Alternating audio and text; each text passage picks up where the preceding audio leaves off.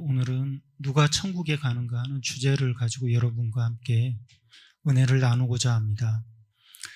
보통 어렸을 적부터 많은 그런 구호가 있었죠. 전도하기 위한 구호로 예수 천국 불신지옥, 또 다른 구호로는 예수 믿고 천국 가세요. 이런 말 상당히 많이 또 들어보셨을 거예요. 그런데 오늘 읽은 본문에서는 예수님께서 뭐라 그러시냐면 나더러 다 주여 주여 한다 그래서 하늘나라에 갈 수 있는 게 아니다, 이런 말씀을 하시거든요. 그러면서 내게서 불법을 행하는 자들이여 내게서 떠나가라 하면서 내치시거든요. 무엇이 문제였을까, 이 사람들이. 그리고 이렇게 예수님께서 그러면서 천국에 가려면 하느님 아버지 뜻대로 하는 자만이 갈 수 있다고 7장 21절에서 말씀하시거든요. 그래서 그것이 어떠한 것인지를 좀 함께 고민하고 나누고자 합니다. 그렇게 해서 여기 계시는 분들은 한 분도 이와 같이 예수님의 그 심판대 앞에서 탈락하는 사람이 있어서는 안 되겠습니다. 모두 다 합격해야겠죠. 그래서 이 사람들처럼 어두운 곳에 불합격 맞아가지고 어두운 곳에 쫓겨나서 슬피 울면서 일을 가는 그런 일이 있어서는 안 되겠습니다. 지금 여기서 이제 불합격 판정을 받고 말았는데, 우리가 좀 세상에서 이제 살아가면서도 이런 일이 많이 있을 거예요. 시험이 특히 이제 좋은 예가 될 것 같아요. 그래서 좀 시간을 지나서 생각해 보니까, 나이가 조금 연식이 돼서 생각을 해 보니까 시험에 합격하는 비결이 딱 떠오르더라고요. 근데 그때 제가 조금 어렸을 적에 이 비결을 알았으면 조금 더 시험도 잘 보고 좀 인생이 좀 달라지지 않았을까, 그런 아쉬움이 있는데 여러분께는 좀 공짜로 다 알려드리도록 하겠습니다. 여기 학생들도 있는데 시험을 또 학생들은 많이 보잖아요. 상당히 좀 귀가 쫑긋할 수도 있을 텐데, 나머지 사회생활 하시는 분들도 이제 졸업했으니까 시험은 없다 하시겠지만, 그게 아니라 다들 목표가 있어요. 삶에 있어서 목표들이 다 있을 거예요. 중간 또는 최종 목표까지. 그 목표를 얻기 위한 그런 수단으로서도 상당히 유익한 얘기이기 때문에 제가 함께 나누고자 합니다. 시험을 잘 보기 위한 비결 2가지가 있습니다. 2가지. 그 중에 첫 번째 뭐냐면, 평소에 공부를 열심히 하면 돼요. 근데 이러면 또, 그럼 평소에 공부를 열심히 안 하면 시험에 합격하던가요? 그렇지는 않을 거예요. 근데 이게 당연한 소리 같지만 당연하게 우리가 하질 못해요. 지금 프로야구를 또 좋아하시는 분들도 계실 텐데, 어떤 투수가 나와서 좋은 성적을 거둬요. 강속구를 뿌리고 변화구도 변화무쌍하게 던지고, 그러면서 승수도 많이 올리고 방어율도 좋고 그런 훌륭한 투수가 있는데, 그 사람들이 과연 그 경기에 나와서 갑자기 던져갖고 그렇게 되겠어요? 상상을 해보세요. 생전 연습도 안 하던 그런 사람이 갑자기 야구공을 딱 주워가지고 휙 던졌더니 갑자기 시속 160km짜리 강속구가 날아가고, 또는 공을 던졌는데 커브 슬라이더 해갖고 변화구가 그냥 스트라이크 존으로 탁탁 꽂히는 그런 일이 일어날 수 있느냐는 거죠. 연습 없이. 그 훌륭한 성적을 거두는 사람들은 사실은 중간에 계속 꾸준한 연습을 했던 거예요. 그 결과를 우리가 보고 있는 것이지, 평소에 그런 거 없이 이제 그런 좋은 결과, 합격, 이런 걸 바랄 수가 없는 거예요. 저도 어릴 적에 이게 그런 걸 깨닫지 못했을 적에는 요행수를 바라는 거죠. 사람이 비결 없을까? 공부 잘하는 비결? 심지어는 좀 가다가 번개 살짝 맞고 깨어나가지고 갑자기 머리가 이제 천재로 바뀌어져 있고, 그리고 한 번 보면 다 외워지고, 이런 거 좀 안 일어나나? 왜냐면 공부하기는 싫고 잘 외워지지도 않고, 그러니까 이제 그런 요행수를 자꾸 생각하는 거예요. 근데 사실은 나중에 깨닫고 나니까 꾸준히 계속 하다 보면 이게 암기력도 향상이 되고 어떤 할 수 있는 공부하는 요령도 생기고 파악이 되는 거죠. 그러면서 좀 자기의 뭐 공부하는 성능이 능력이 업그레이드 된다고 그래야겠죠. 그렇게 되면서 좀 나아지더라는 거죠. 그러니까 결코 요행수나 그런 뭐 교묘한 비법 이런 게 없어요. 신앙에도 마찬가지예요. 이런 걸 갖다가 이제 교묘하게 파고드는 게 이단들이죠. 우리한테 와서 뭐 열심히 뭐 돈 바치고 뭐 자기네 교주만 열심히 섬기면 자동으로 천국에 간다. 뭐 이런 식으로 가르치는데 전혀 그런 기적은 일어나지 않습니다. 그리고 또 하나는 열심히 하면 되는데 또 평소에 꾸준히 열심히 하기가 또 귀찮아요. 그래서 시험 볼 때도 잘 쓰는 방법이 있죠. 당일치기. 하루 전날 그냥 빡세게 막 밤새면서 공부해 보는 거예요. 근데 안 하는 것보다는 좀 나을 것 같아요. 그렇게 하면. 근데 좋은 성적을 얻기는 힘들어요. 마찬가지로 이단들이 파고드는 부분인데 이것도 몇 년 몇 월 며칠 날 예수님이 오신다. 예수님 오실 때 우리가 모여가지고 뭐 자기네 예배당 같은 데 모여갖고 흰 옷 입고 빡세게 며칠 막 기도를 하자. 재산 다 팔아서 바쳐라. 그러면 예수님이 오시면 아이고 너희들 잘했다. 뭐 이런 걸 소망하는 거예요. 예전에 그런 일이 있었죠. 뭐 구원파도 그랬고 휴거 날짜를 잡아가지고 그때 이제 예수님 맞이해야 된다고 또 난리를 쳐가지고 사회적으로도 많이 무리를 일으키고 좀 조롱도 당하고 그랬죠. 그런 당일치기 신앙이에요. 그게 바로 꾸준한 신앙이 없고 꾸준히 하나님의 백성다운 하나님이 원하시는 대로 살지를 않고 그냥 바로 직전에 뭐 빡세게 막 엉뚱한 그런 걸 노력을 한다고 해서 좋은 결과, 합격 그런 걸 얻기는 좀 힘들 것 같아요. 우리가 다 겪어온 거예요. 뭐 프로야구 아까 말씀드린 것처럼 자꾸 야구 얘기를 하게 되는데 어떤 팀이 1회부터 차근차근 점수를 잘 내고 수비도 잘하고 그렇게 해야지 게임에서 승리하는 거지. 뭐 1회부터 점수 막 내주고 맨날 에러범하고 점수는 못 내고 이러다가 9회 말 투아웃 상태에서 역전 말로 홈런 쳐서 이기겠다고 이게 말이 되는 건가요? 다 아실 거예요.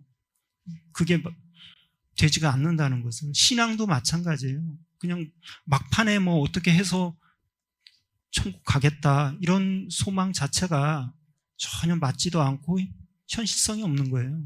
그리고 예수님께서 말씀하시는 것에도 맞지도 않는 얘기예요. 그래서 우리가 첫 번째로 평소에 열심히 신앙생활을 해야 된다는 거죠. 그러면 또 하나 이제 의문이 드는 것이 뭐냐면 아니 누구는 뭐 14시간씩 15시간씩 다 뭐 공부를 했는데 똑같이 근데 누구는 합격을 하고 누구는 떨어져요. 왜 그러겠어요? 여기 오늘 본문에 7장 21절에 예수님께서 말씀하시잖아요. 너희가 다 나더러 주여 주여. 그러니까 믿는다 해서 하늘나라에 이룰 것이 아니고 하늘에 계신 아버지 뜻대로 하는 자만이 갈 수 있다고 말씀하시죠. 그러니까 뭐냐면 여기서 이제 두 번째 시험 잘 보기 위한 비결 두 번째 들어갑니다. 네, 그건 출제자의 의도를 잘 파악해야 돼요. 출제자의 의도를 파악하지 못하고 출제 경향을 파악하지 못하고 시험 준비를 하게 되면 엉뚱한 공부하고 있는 거죠. 뭐 옛날 암기식으로 막 출제할 때는 뭐 암기를 열심히 해서 시험을 잘 볼 수 있겠지만 또 뭐 이해력 테스트를 하는 시험이면 그 이해력에 맞는 그런 공부를 해야지 계속 드립다 옛날식으로 암기만 해갖고 시험장에 가면 그 시험에 대응을 할 수가 없죠. 열심히 한다고 되는 것이 아니라 여기 말씀하신 것처럼 하나님 아버지 뜻대로 하는 자, 곧 그 출제자의 의도를 제대로 파악해야 된다는 거예요. 그러지 못하면 자꾸 엉뚱한 일을 하게 되죠. 그 의도를 그러면 아니 이 사람들이 열심히 한 거의 내용을 잠깐 보시면 열심히 한 것 같아요. 한 것 같기는. 여기 오늘 읽은 본문에 보면 42절에 그날에 많은 사람이 나에게 말하기를 주님 주님 우리가 주님의 이름으로 예언하고 주님의 이름으로 귀신을 쫓아내고 또 주님의 이름으로 많은 기적을 행하지 않았습니까? 이렇게 얘기하거든요. 또 어떤 데는 주님의 이름으로 예언하고 이 부분을 갖다가 주의 이름으로 선지자 노릇하고 뭐 이렇게 표현도 해요. 뭐냐면 그냥 그저 그런 성도로 대충대충 이렇게 신앙생활 한 게 아니죠. 이 사람들은 좀 뭔가 열심히 뭐 선지자 노릇했다는 건 사람들 앞에서 좀 뛰어난 모습도 보여줬고 또 뭐 귀신을 내쫓고 뭐 은사도 행했고 주의 이름으로 많은 기적을 행하지 않았습니까? 이렇게 얘기하거든요. 할 만큼 한 것 같아요. 열심히 다 한 것 같은데 예수님께서 뭐라 그러시면 23절에서 나는 너희를 도무지 알지 못한다. 불법을 행하는 자들아 내게서 물러가라. 하나님 뜻대로 행한 게 아니라는 거죠. 출제자의 뜻과 원하는 답을 쓰지 못한 거죠. 출제자의 뜻을 제대로 파악하지 못하면 답이 삼천포로 빠지기도 하고 감점당하고 막 그러잖아요. 근데 이 사람들은 하나님이 원하시는 그대로 하지 못했다는 거죠. 그러면 아니 이렇게 예수님 이렇게 믿고 그 다음에 예언하고 귀신 쫓아내고 기적 다 행했으면 되는 거 아닐까? 대단하지 않나? 우린 생각할 수 있는데 그게 아니라 말씀하셨으면 그럼 도대체 뭐 어쩌란 말씀입니까? 우리가 그 출제자의 의도가 어떤 것입니까? 그게 대해서 예수님께서 뭐라고 하시냐면 마태복음 25장 31절에서부터 41절부터 마태복음 41절부터 46절까지의 말씀이 나와 있어요. 그걸 한번 여러분 찾으셨으면 함께 봉독하겠습니다. 마태복음 25장 41절에서 46절입니다. 네, 시작하겠습니다. 그때 임금은 왼쪽에 있는 사람들에게도 말할 것이다. 저주받은 자들아 내게서 떠나서 악마와 그 졸개들을 가두려고 준비한 영원한 불 속으로 들어가라. 너희는 내가 줄일 때에 내게 먹을 것을 주지 않았고 목마를 때에 마실 것을 주지 않았고 나그네로 있을 때에 영접하지 않았고 헐벗었을 때에 입을 것을 주지 않았고 병들어 있을 때나 감옥에 갇혀 있을 때에 찾아주지 않았다. 그때 그들도 이렇게 말할 것이다. 주님, 우리가 언제 주님께서 굶주리신 것이나 목마르신 것이나 나그네 되신 것이나 헐벗으신 것이나 병드신 것이나 감옥에 갇히신 것을 보고도 돌보아 드리지 않았다는 것입니까? 그때 임금이 그들에게 대답하기를 내가 진정으로 너희에게 말한다. 여기 이 사람들 가운데서 지극히 보잘것없는 사람 하나에게 하지 않은 것이 곧 내게 하지 않은 것이다 하고 말할 것이다. 그리하여 그들은 영원한 형벌로 들어가고 의인들은 영원한 생명으로 들어갈 것이다. 아멘. 이 25장 요게 맨 앞에 뭐가 나오냐면 25장이 전체적으로 천국에 대한 그런 비유의 말씀들을 해 주시거든요. 그래서 맨 앞에는 이제 열처녀 비유 있어요. 등불을 켜고 신랑을 기다리는 그 열처녀 비유.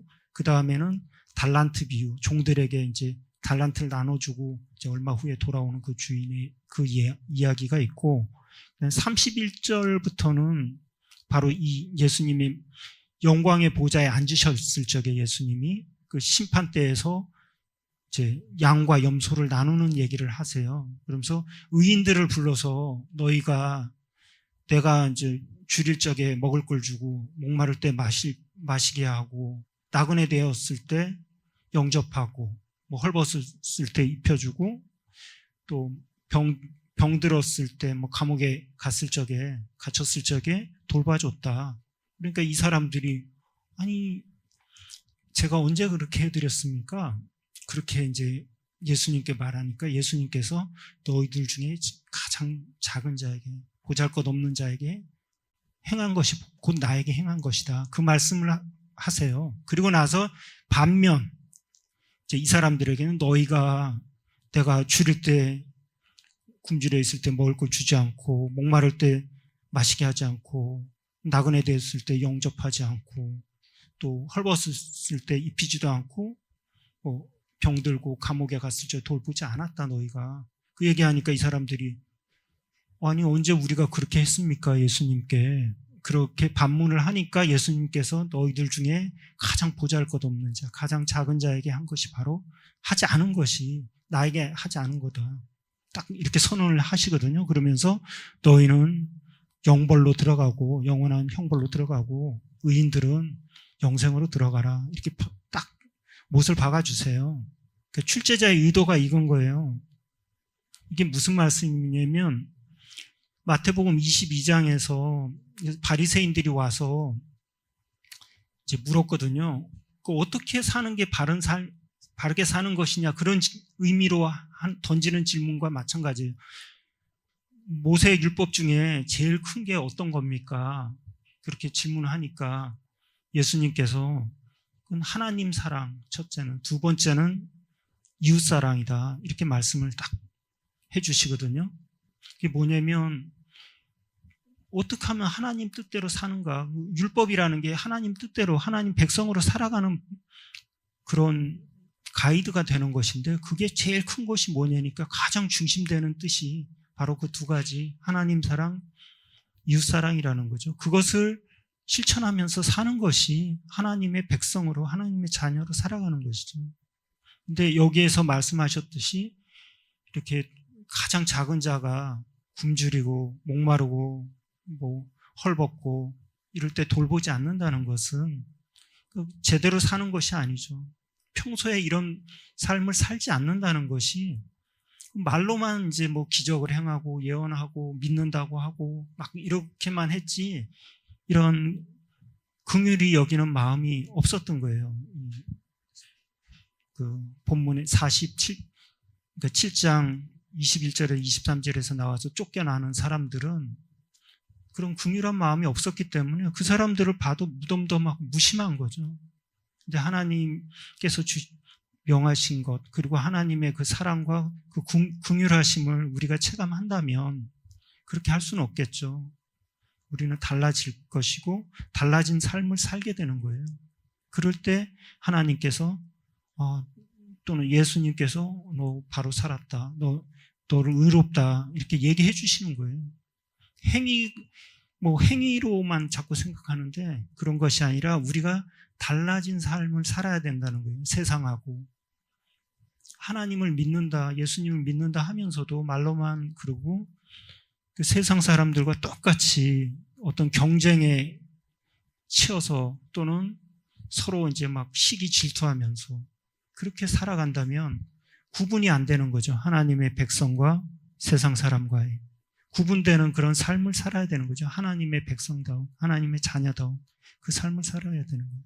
그럴 때 비로소 하나님께서 인정을 해주시는 거죠.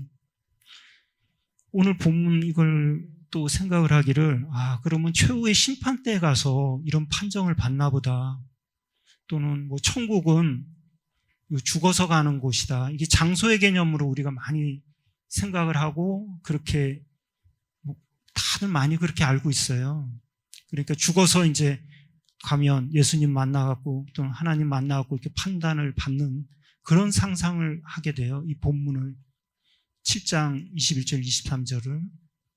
그런데 천국은 어떤 죽어서 가는 장소가 아니에요. 성경적으로 보면 천국은 하나님과 함께하는 그 삶을 살아가는 게 바로 천국을 살아가는 거예요. 천국은 어떠한 상태로 살아가는가, 상태에 대한 얘기지 어떠한 죽어서 가는 장소의 얘기가 아니에요. 우리가 하나님과 함께하는 그 삶으로서 하나님의 백성으로서 살아가는 그것이 바로 우리가 천국을 살아가고 있는 것이죠. 하루하루가 우리의 모든 삶이 하나님 백성다운 삶으로 살아갈 적에 그때마다 우리는 이러한 체크를 다 받고 하나님께서 좋게 보실 것이죠. 그러면 우리가 내세에 대해서도 걱정할 게 하나도 없어요. 뭐 내일 예수님이 오시던, 뭐 10년 후에 오시던, 또 뭐 100년 후에 오시던, 그건 우리하고 아무런 관계가 없어요, 사실은.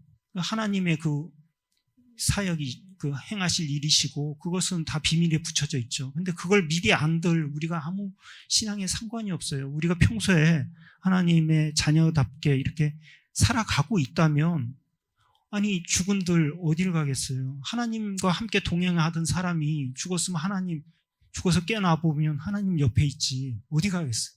근데 평소에 전혀 하나님과 관계없는, 상관없는 삶을 살았다 하면 제 아무리 뭐 구슬하고 뭘 한들 어디 가겠어요? 하나님과 관계없는 곳에 가게 되는 것이죠. 그러니까 우리는 이걸 내세의 입장으로만 볼 것이 아니라 항상 하루하루를 살아가는 그런 신앙인으로서 이 말씀을 받아야 될 것 같아요. 여기 계시는 오늘 두 가지로 제가 비결로서 말씀드렸어요. 평소에 신앙생활이 바른 신앙생활이어야 된다. 그 관점에서 말씀드렸고, 또 하나는 출제자의 의도, 곧 하나님께서 원하시는 그 바대로 살아야 된다. 이렇게 해서 말씀을 전했고요. 여러분 모두 이런 모든 삶에서 하나님과 동행하는, 그럼으로써 하나님과 동행함으로써 우리가 평안을 누리고 기쁨을 누리면서 그 행복으로 살아가는 거죠. 현재의 삶이 아무리 뭐 세상적으로는 팍팍하더라도 우리의 마음은 항상 하나님과 함께 하기 때문에 즐거울 수 있는 거예요. 그게 바로 우리가 천국을 살아가는 것입니다. 모두 함께 천국을 누리면서 살아가는 저와 여러분 되기를 소망합니다.